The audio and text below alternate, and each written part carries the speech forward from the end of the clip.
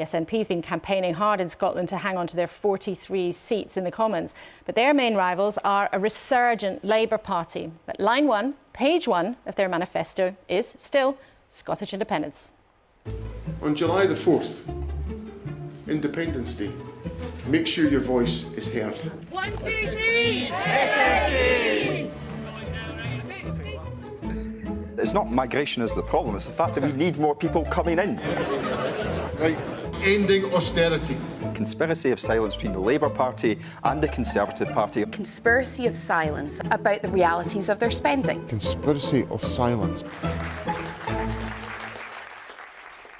Well, we can talk to Stephen Flynn, who is the party's leader at Westminster. Stephen, thank you very much indeed for joining us this morning.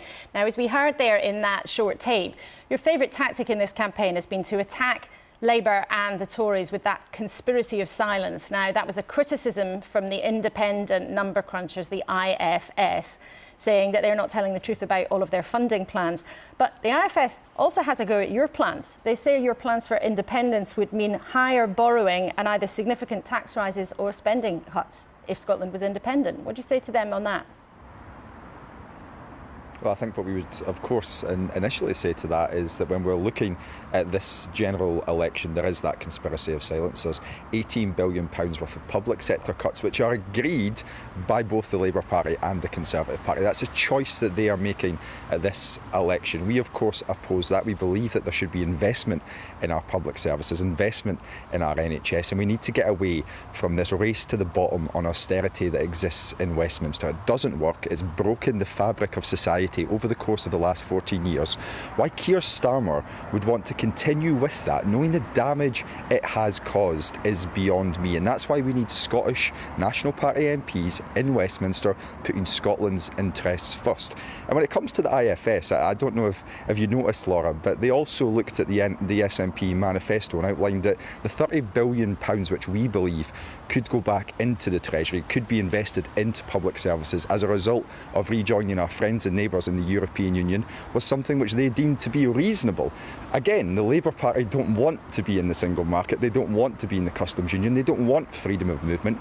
We believe in something different, the SNP believes in something different, and that's why the people of Scotland should put their faith in us at this election. And again, Stephen, as we have with all of our politicians this morning, our viewers want you to address our questions to you, not attack your other opponents, although you can try. The IFS, though, also says about your manifesto, they say you skirt around the issue. If you got independence as you desire, you would have much higher levels of borrowing. And again, they say if you get independence, which you so desire, you would have bigger borrowing and either significant tax rises or significant cuts.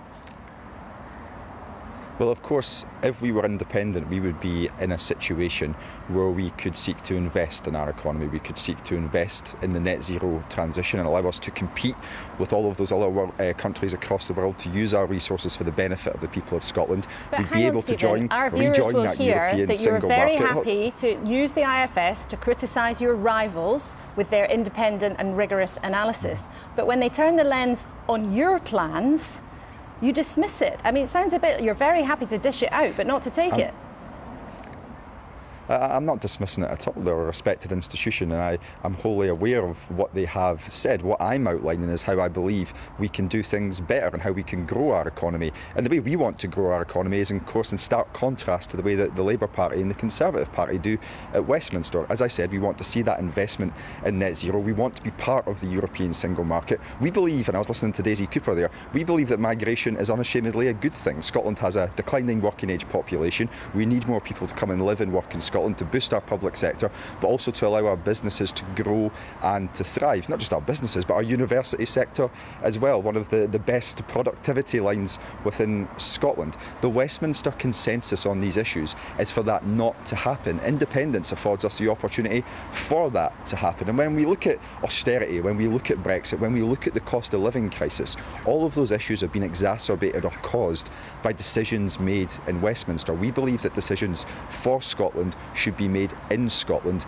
by the people of Scotland. I think that's a good starting point. And ultimately, people in Scotland have a decision to make at this election. Do they want to send MPs down to Westminster who'll sit quietly behind Keir Starmer, or do they want to send MPs to Westminster who will stand up to Keir Starmer on austerity, on Brexit, on the cost of living crisis, and of course on big foreign policy issues like Gaza, where of course it was the SNP who have continued to lead the charge for a ceasefire and indeed the recognition of the Palestinian state. OK, and we'll remind people that nobody knows for sure the result of the election. But Stephen, we've asked all our politicians this morning to be honest for a moment about the campaign. Can you tell us a mistake you think you've made?